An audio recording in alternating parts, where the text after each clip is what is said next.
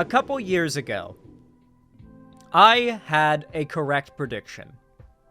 One that when I made it initially was met by an insane amount of pushback.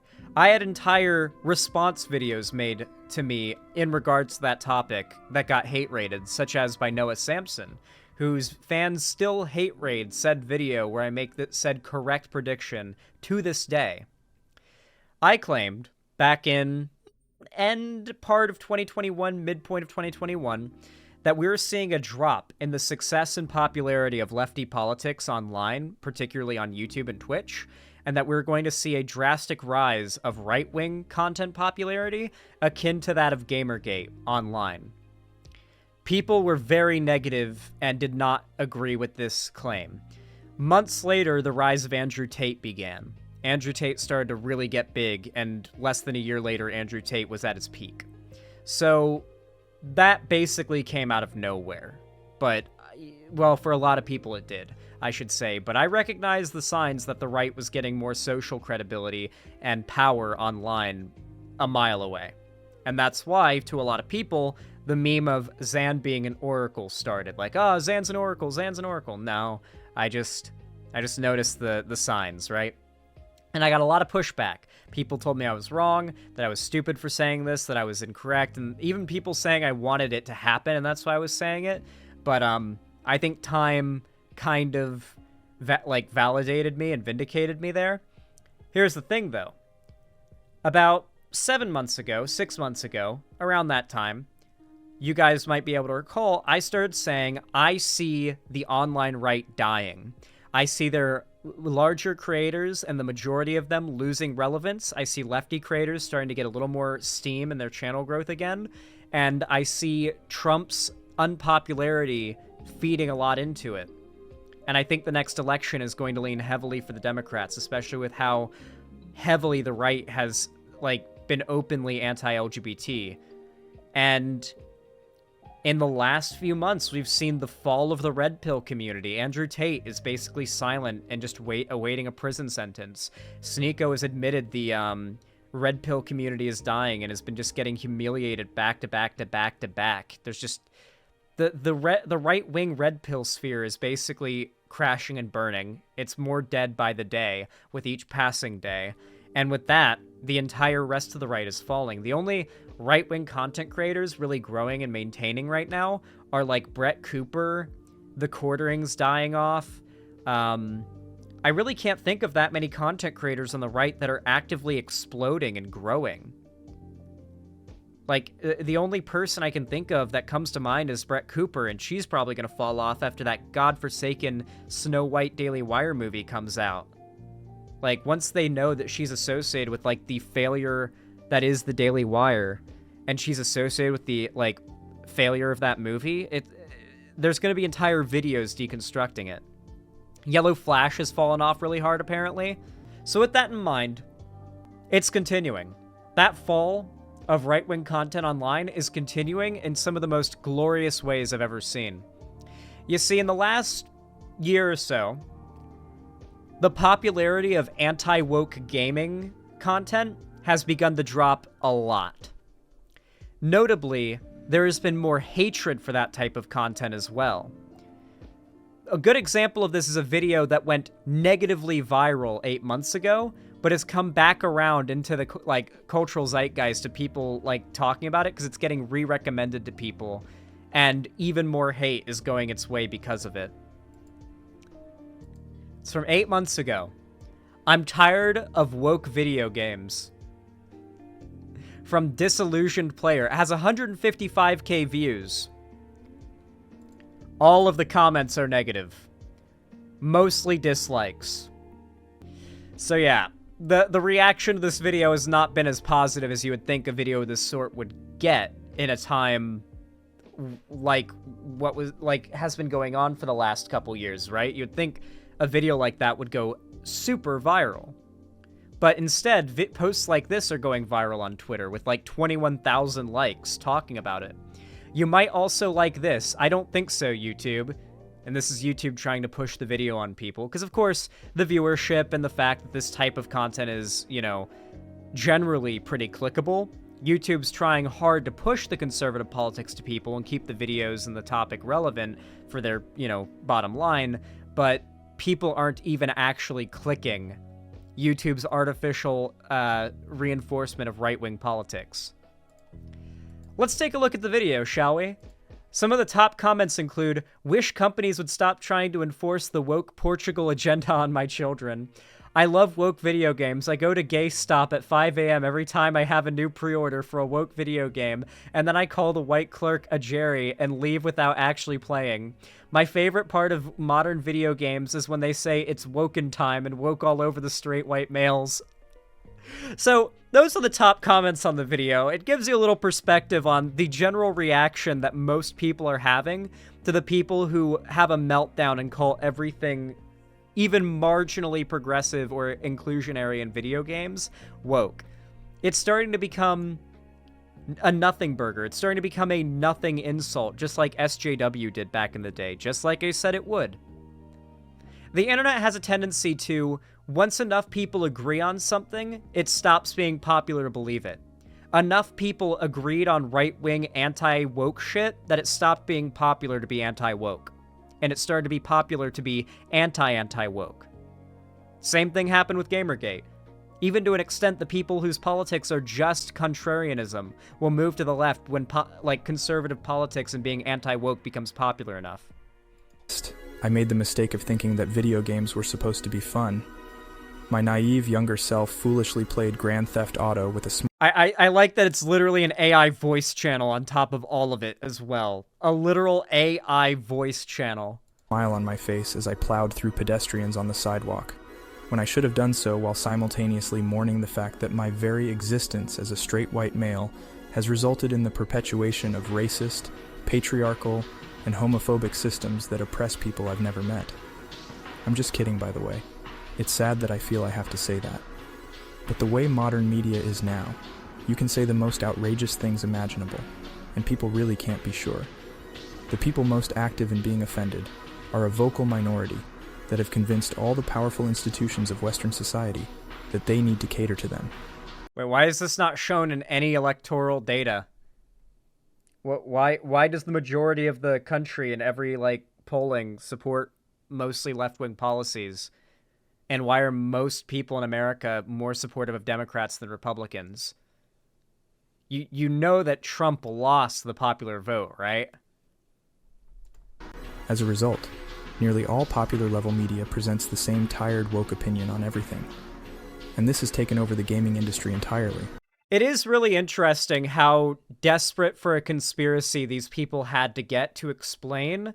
Because, part of this reactionary content is the idea that, on one hand, gamers are this oppressed minority who are having their, games attacked and taken away by the powerful woke mob and the, woke culture of today.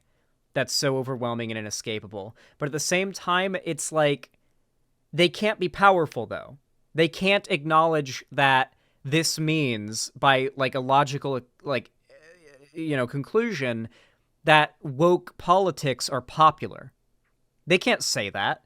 They can't just say woke politics are popular, because for right-wingers, a lot of politics is nothing more than a popularity contest. And the people on the right side of an issue are the ones that are the most popular on the issue, at least as far as you can tell. As a matter of fact, one of the most common responses I get to takedown videos I do of big conservative YouTubers from their fans is just simply pointing out how much lower my sub count is compared to the big right-wing YouTubers I cover. To them, simply the fact that the right-wing YouTubers I respond to have a larger sub count and more views is the only thing they need to see to determine who's in the right and who's in the wrong. I'm in the wrong because I have less subs and I have less views on my videos. It's as simple as that. Because to a lot of conservatives, they just want to be on the winning team. It's a popularity contest. Simply making the argument, though as conspiratorial and false as it may be, that secretly the anti-woke crowd is actually the majority, they've been silenced, allows them to have their cake and eat it too. They get to claim that wokeness is this inescapable, unassailable power that everybody needs to unite against and fight against. You need to keep on watching these right-wing YouTubers' videos to fight against the woke ideology, but at the same time, you're still on the winning side. You're still on the popular side if you're anti-woke, because the overwhelming popularity of woke politics is actually just a smokescreen. It's not real. It's just a small vocal minority, apparently. That's basically their way of trying to have their cake and eat it too. To the point that it's pretty much impossible to be an open conservative. This is also basically word for word the one of the core tenets of fascism, which is the enemy must be both strong and weak. Literally one of the core tenets of fascism, which is, pretty concurrent in your average like conservative gaming content creators' videos. Pretty interesting. And keep your job as a game journalist or developer. The industry is a hive mind of radical leftist opinions that is completely out of touch with the opinions of most of its consumers. Take, for instance, the outrage. Is that really true? Because gaming at this point is the largest entertainment industry in the world. Gaming as an industry makes more money almost than books, movies, TV, and like any other form of entertainment combined. Video games are the biggest entertainment industry, period. The biggest. Not to mention, a large part of this has been due significantly to the rise of female gamers in the last, decade, notably. Something that happened in the 80s was video games. So video games were an expensive thing, like a very expensive thing. They were initially marketed as a game system for the whole family to take part in, because if you were going to spend that much money on a game system, it wasn't normalized that you would spend $600, $400 in a game system. That's just a normal thing now that you just expect. But back then, this little thing you plug in and you play these games you could play at the arcade for hundreds of dollars is how much it costs to get the system, much less the games. It was a family device. You had to sell it to the entire family. But gaming started to get more specialized. It started to get more expensive. It started to get more like a lifestyle. And then the industry crashed. There was a big crash. We went from the what was it? The Power Glove, like the Nintendo Power Glove, to a crash in the gaming industry. Yep, the 1982 gaming crash, Delancey. A massive crash in the gaming industry. The gaming industry decided we need to figure out how to consolidate our market. So instead, they started almost exclusively marketing to boys. Gaming consoles and gaming systems and games were marketed in the boys' toys aisle, and they were marketed as a toy for young boys, which meant starting from the early 80s, an entire generation of young boys almost exclusively grew up on video games, came into their early 20s and into their early 30s around now, grew up on video games being almost exclusively a boys' club, and these are in large part the people that are the founders of the anti-woke video game trend, and they are now trying to convince young, naturally shithead, misogynistic, teenage boys on the internet to join in with their, bizarre longing for a nostalgic era of video games being a boys' club, that they weren't even alive for, by the way. But in recent years, video games have grown a massive appeal with a broader demographic. In large part, it's just advertising and accessibility that has made more women play video games. But in other ways, it's been the genre kind of expanding into areas that are more accessible to women, based on things that women tend to find more interesting. Listen, I'm not saying that women are more biologically and mentally inherently predisposed to playing a healer, but there's a reason why so many women in games like to play healers. The existence of games like Overwatch, League, and MMOs that allow you to play healers have allowed for so many women to get into gaming. So many women have gotten into gaming because of the existence of the healer class in games. Simple as that. The healer class being a thing in games, the GF class, as they call it, has been a quite significant boost to the accessibility for women to get into games and the appeal for women to get into games. Trans support players too. A lot of trans women love playing support as well. That's proof of the woman brain inside of trans women.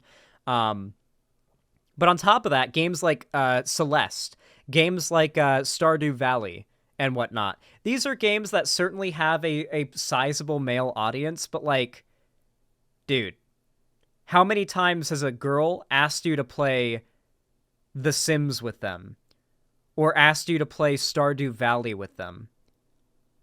For me, it's been countless times I've been asked by girls to play The Sims or Stardew Valley. These genres of games just have more market appeal to women than games that are all about, like, you know, shoot military dudes and, like, beat with beards and, like, military tack shooters and stuff. Like, women like them. There are women who like military tack shooters and the other types of games that have been popular with guys historically. But,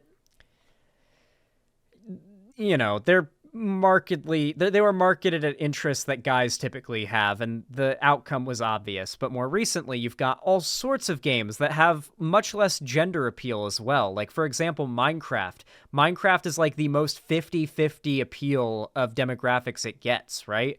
Games like Pokemon, exactly. Pokemon's a good example. A lot of women who play video games grew up on Pokemon. That was their first game. What else? What else is a good example? I don't know. It's mostly just modern gaming. Like, mostly since the 90s, we've started to see games start to take more of a veer towards broader accessibility. And when I say broader accessibility, I don't say, like, women couldn't play the games before. It's that the games were made centered around premises that were generally less appealing to women. Like, take the premise of COD. Most guys are going to be pretty interested in the premise of COD. Take the premise of Stardew Valley. Most guys aren't going to be interested in the premise of Stardew Valley. Flip the genders, though, and you show a girl Stardew Valley and a girl COD, you can guess which premise is going to be more interesting to a girl 99% of the time. Over Days Gone's protagonist. John Ryan from IGN claims that he rolled his eyes upon first sight of the character because he was, quote, yet another gruff white male protagonist. Kotaku's Jason Schreier similarly wrote that he liked the protagonist, despite the fact it's been like a pretty long-standing meme at this point, even outside of woke gaming journalism, that white guy with brown hair and stubble is the least original character design you can make for a character in a video game. There's a certain point where it's not even woke to say white guy, brown hair, stubble is like, it's not even woke to say that's repetitive. It's just an observation. Like, calling that woke is the same as calling it, like, racist to say, I don't know, like, it's interesting that, like, 99% of the characters in this game are white. Like, it's not racist to say these things. Like, you can make an observation about, like, the representation in a video game, and that doesn't make it racist. You can even make a criticism about it, and that doesn't make it racist. It's the context you have to consider. Like, I don't know. I feel like conservatives who are so quick to say the left are the ones who call everything racist, and freak out over the smallest things are a little quick to say, to attack people who make the very common observation of white guy, brown hair, stubble is a pretty basic video game protagonist design. That he was, quote, the typical gruff AAA white dude biker. Simply the fact that he was a straight white male with masculine characteristics. Final Fantasy XIV, by the way, leans into this heavily, and I respect it, okay? I respect the fuck out of Final Fantasy XIV's trailers for leaning into the Warrior of Light stand-in character being the most basic video game protagonist guy ever. Just white dude, brown hair, stubble. Made these journalists upset. What is especially annoying about this is that straight white male is likely also a description of the majority of their audience. It depends on the game. I mean, so the argument that so a lot of these people make the argument that you shouldn't criticize video games that aren't inclusive with their casting because the game has a demographic that is more alike to said casting. It's like, okay, if that's your reasoning for why it's unreasonable to criticize the white character, then why do you like prickle up at the argument that non-white, non-male, non-straight gamers like the representation they get in other games that this guy no doubt is about to call woke? Like, insert woke video game, I don't care. Why is it bad that the people who play that are not straight white males like that representation, but you are allowed to like the representation of characters that are straight white and male? They literally like will flip-flop on whether or not it's good to like characters that look like you in a game based on whether or not like we're talking about non-straight white people wanting to see people that look like them in games or are like them in games, or straight white people wanting to have people that look like them in games. The truth is, at the end of the day, not the end of the gay, at the end of the day, people like this guy will only ever be happy if the characters in games they play are either A, strong, buff, grizzled, badass white dudes, and then hot white women, and sometimes Asian women, to act as eye candy, and that is it. That is how they want gaming to remain. Like, the most over-the-top stereotypical representation, like, take the most ridiculously over-the-top stereotypical representation of, like, male power fantasy. If that was every video game ever, they would love it. Guys like this want every video game ever to be Doom, but way more stereotypical than Doom. Yes, they want every video game ever to be Duke Nukem. Not even God of War, because the new God of War games, they're calling the new God of War games woke, because it's about Kratos becoming a better person. They want him to be a murder death machine with no remorse. So, even though he was never that, by the way. But also, on top of that, like... Yeah. No, it's a perfect example, actually. The new God of War games they consider woke. Do you want to know why they consider the new God of War game woke? Big spoilers, I guess, for Ragnarok. Pretty much this scene is why they call the game woke. Father, I...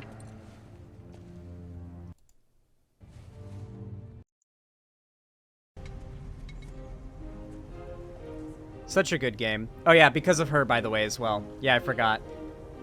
Her existing is an example. And then Thor being fat, even though it's like the most canonically Norse lore accurate version of Thor ever to be put on screen. Like, the Thor in this game is how Norse Thor is described in every way in Norse mythology. They've literally got him nailed down. His physical appearance, the red hair. Thor's redheaded in Norse mythology, by the way. They got that down as well. And in the myth, Thor is fat. He drinks and eats all day. He's a big, fat, strong man. But he's very strong, too. So this next scene is why... A large part of why many gamers in the God of War fandom, if you can even call them God of War fans, called the game woke. Because Kratos, after saying goodbye to his son, because his son is now kind of grown up, become a man, can do his own thing, and wants to go on adventures across the world with his girlfriend, is leaving him. And Kratos is back to being solo again, like he's without his son for the first time ever, and he cries. And you'll see it in a second, but, like, literally, we see, like, the most emotionally vulnerable moment for, like, this character that we've ever gotten in, like, 7 games, maybe, technically? Could be 8.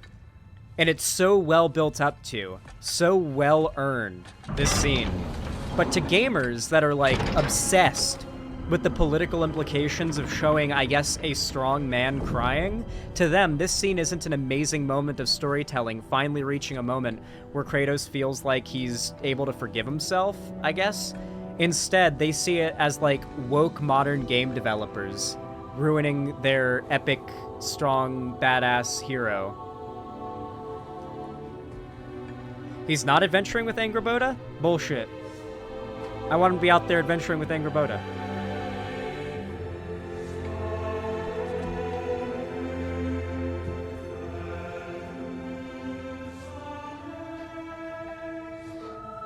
So this is him seeing the true prophecy that had been hidden from him, that his true future is for the people to worship him as a hero. And this is after he's, like, saved everybody and done a bunch of hero shit. And so, like, he cries for a second. For, like, a second he cries at the sight of the first ever depiction of people not being afraid of him. And people called it woke. Like, dude, if these gamers have their way, the gaming medium will be destroyed. Let me see if I can skip to something actually interesting or compelling as far as arguments go in this. Romance opportunities for pervy play. Like, there's not much you can get from this. Like, there's a reason why this video has been so utterly demolished. It's some loser's AI voice, like, woke bad video that's gotten more dislikes than likes. Players who play as female shepherd, but felt that a gay romance was not in character for the male shepherd. How dare they make a decision based on what they felt was most true to the character, rather than exclusively pushing a political agenda? Of course, they caved in later Mass Effect games and gave the option for a gay shepherd, because when your primary motivation is money, the loudest minority can get you to do whatever they want. When your primary motivation is money, the loudest minority can get you to do anything you want. You understand that, game companies and the CEOs and the big people at the top of said companies that make these extraordinarily successful, like, dude, they went on forever calling The Last of Us 2 woke. Do you remember the internet firestorm? Where is it? Where is it? Where is it? Where is it? Where is it? Where is it? Where is it? Where is it? Where is it? Where's the trailer where they do the thing? Where's the trailer? Where's the gay trailer? Where's the gay trailer? Where's the gay trailer? Where's the gay trailer? Which one's the gay trailer? Is this the gay trailer? Did I find it? That's not the gay trailer. Where's the gay trailer? No, it wasn't for DLC for the first game. That was when they revealed that Ellie was gay, although it was suggested in the original. No, the second game's trailer and the scene from where Ellie and Dina kiss, that was basically like the thing that spurred so much discourse. And then, of course, there was the whole, okay, this game's so old at this point, I'm just going to spoil it. Who cares? Cover your ears if you can't handle it and you planned on playing this game. In the early marketing material, we see a character. So we found out a couple things in the early marketing of the game. One was that a trans character would be in the game. And the other was the reveal of the character of Abby. Abby is not trans. Abby is not a trans woman. However, and oh boy, is The Last of Us Season 2 going to create some insane discourse, bro. Hot damn is The Last of Us Season 2 on HBO going to create some discourse. It's going to be a fun time to be a content creator that does politics videos in the left when that season releases. This is what Abby looks like. She is not trans. She is a cis woman who's just buff. And but to like right-wing transphobes online, the interpretation you see when you see buff woman is, oh, she must actually secretly be, and this is what they think, a man pretending to be a woman. That's what they think in their mind. And so they all assumed that Abby was trans. There was no verification. There was no real evidence for it other than they just assumed it. And, you know, I guess women can't be muscular. And so literally for months up until the game came out, because they can always tell, the narrative was that this character was trans. And then maybe 2 months or a month before the game released, something leaked.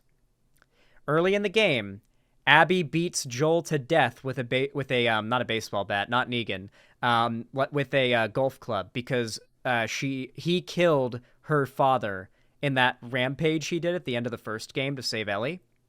He like brutally murdered her father, and so she's been on a vengeance spree for a long time and has finally caught up with him. And so her character kills Joel's character, and it's like, okay, yeah, I mean, good storytelling in my opinion. I think it's like a good setup for the game. I mean, beloved characters dying is not something to send death threats to actors and writers over, in my opinion, which is what happened over this. Turned out the actual trans character was a trans man, or a trans boy, I guess you would say, because he's a kid. So literally not even that character. It turns out the character who's trans is the one that Abby, like, sort of does a Joel and Ellie for. like Abby is in the same position as Joel in the first game, like protecting and like keeping safe a kid, and the kid is the one who's trans. So you know, you could really tell which conservatives were shitting on this game that never played it and didn't know anything about it based on whether or not they called Abby trans, and many still do.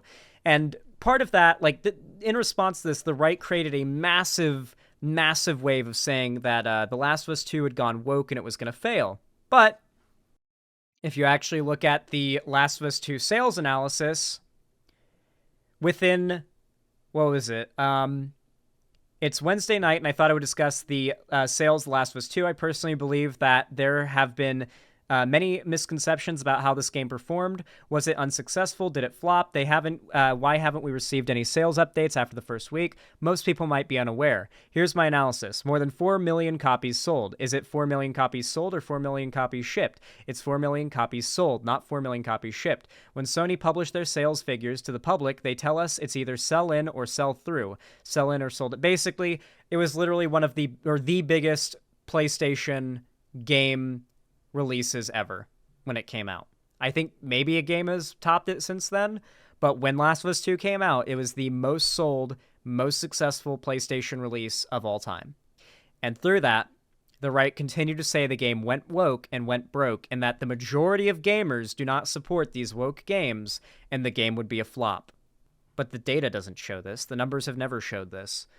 That's literally the entirety of this video that we're reacting to, is it just seems to be him saying actual gamers don't, like, the majority of gamers don't support this. But the games that these people call woke are some of the biggest releases ever. Just ever, period. So, is it made up? Is it just, like, made up sales? Are all the culture and community around these games, like The Last of Us and the Sony Spider-Man game and whatnot, or are these games, like, made up fan bases? Are they psyops? Years and years after their release, the game studios are faking fan bases for them? Clearly not. Clearly not.